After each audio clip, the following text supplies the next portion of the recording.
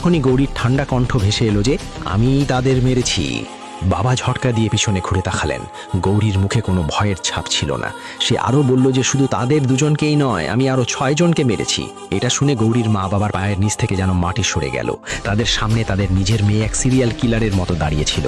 এবার বাবা আর সহ্য করতে পারলেন না। তিনি সরাসরি পুলিশ স্টেশনে দৌড়ে গেলেন এবং ইন্সপেক্টরের কেবিনে গিয়ে হাঁপাতে হাঁপাতে বললেন যে আমি জানি এই শহরের রহস্যময় হত্যাগুলো কে করছে।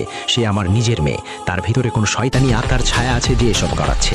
ইন্সপেক্টর তাকে উপর থেকে নিচ পর্যন্ত দেখে এক পাগল মনে করলো এবং হাবিলদারদের আদেশ দিল এই পাগলটাকে ধাক্কা মেরে বাইরে বের করে দাও। পুলিশ সদস্যরা তাকে টেনে বাইরে নিয়ে যেতে শুরু করতেই বাবা চিৎকার করে এমন কিছু কথা আর হত্যার এমন ভয়ঙ্কর পদ্ধতির কথা বলতে লাগলেন যা শুধু খুনি বা পুলিশই জানত। এগুলো ছিল সেই গোপন তথ্য যা পুলিশ মিডিয়ার কাছ থেকেও লুকিয়ে রেখেছিল। এটা শুনতেই ইন্সপেক্টরের হুঁশ উড়ে গেল। সে সঙ্গে সঙ্গে হাবিলদারদের থামালো এবং বলল তাকে আবার ভিতরে নিয়ে আসো। ইন্সপেক্টর এখন নিজের চেয়ার থেকে উঠে দাঁড়িয়েছিল এবং তার মুখে ভয় আর বিস্ময়ের মিশ্র অভিব্যক্তি ছিল। ইন্সপেক্টর তদন্তের জন্য গৌরীর বাড়িতে পৌঁছালো। তার নজর গৌরীর উপর পড়তেই গৌরীর মুখে এক ভয়ঙ্কর আর পরিচিত হাসি ফুটে উঠল। সে ভারী আর কর্কশ কণ্ঠে বলল যে অবশেষে তুই চলে এলি। ইন্সপেক্টর বিরক্ত হয়ে বলল তোর মানে কি, তুই কি আমাকে চিনিস? ঠিক তখনই গৌরীর ভিতরে থাকা আত্মা এক ভয়ঙ্কর অট্টহাসি দিল। আরে আমি বাবু, বাবু, এত তাড়াতাড়ি ভুলে গেলি? কোনো সমস্যা নেই মুন্না, আমি তোকে মনে করিয়ে দিচ্ছি। মনে আছে সেই বৃষ্টির রাত? তুই তো আমাকে জঙ্গলে পালাতে বলেছিলি, আর যখন আমি প্রাণ বাঁচিয়ে দৌড়াচ্ছিলাম তখন তুই পিছন থেকে আমার পিঠে গুলি চালিয়েছিলি। আমার ভুয়া এনকাউন্টার করে নিজের বুকে অনেক মেডেল সাজিয়েছিস, তাই না? এখন কিছু মনে পড়েছে নাকি আরো বিস্তারিত বলবো? গৌরীর মুখে সেই মৃত মানুষের কথা শুনে ইন্সপেক্টরের পায়ের নিচ থেকে মাটি সরে গেল। ভয় তার পুরো শরীর অবশ হয়ে গেল।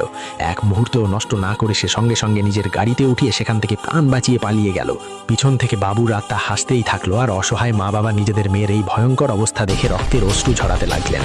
পরের দিন গৌরীর চিকিৎসা করা সেই মনোরোগ বিশেষজ্ঞ হাসপাতালে নিজের অসুস্থ মাকে দেখতে গেল। সেখান থেকে বেরিয়ে ডাক্তার সরাসরি গৌরীকে দেখতে তার বাড়িতে পৌঁছালো। সে গৌরীর নাড়ি পরীক্ষা করার জন্য তার হাত ধরতেই গৌরী হঠাৎ চোখ খুলে ফেলল। কিন্তু এবার গৌরীর মুখ থেকে যে কণ্ঠ বেরোলো তা ডাক্তারের আত্মা পর্যন্ত কাঁপিয়ে দিল। সেই কণ্ঠ ছিল হুবহু তার ডাক্তারের মায়ের মতো। গৌরী ঠিক তার মায়ের ভঙ্গিতে কাঁদতে কাঁদতে বলল যে আমি মরতে চাই না, দয়া করে আমাকে বাঁচাও দেবু। এটা শুনতেই ডাক্তারের কপালে ঘাম জমে গেল। সে আতঙ্কে হাঁপাতে হাঁপাতে বাড়ির বাইরে দৌড়ে বেরিয়ে এলো। এতক্ষণ পর্যন্ত তার মনে হচ্ছিল গৌরী কোনো মানসিক রোগে আক্রান্ত, কিন্তু এখন তার নিশ্চিত বিশ্বাস হয়ে গেল যে এটা কোনো রোগ নয়, বরং এক ভয়ঙ্কর শয়তানি ছায়া। ঠিক তখনই ডাক্তারের ফোন বেজে উঠল। হাসপাতাল থেকে খবর এলো যে তার মা আর এই পৃথিবীতে নেই। ডাক্তার ভেঙে পড়ে কান্না শুরু করলো। তার বুঝতে দেরি হলো না যে সেই শয়তান তার মাকেও মেরে ফেলেছে। অন্যদিকে আতঙ্কিত ইন্সপেক্টর সরাসরি পুলিশ কমিশনারের কেবিনে পৌঁছালো। সে হাঁপাতে হাঁপাতে পুরো ঘটনা বলে দিল যে এই সব খুন অন্য কেউ নয়, বাবু করছে। সেই বাবু যার এনকাউন্টার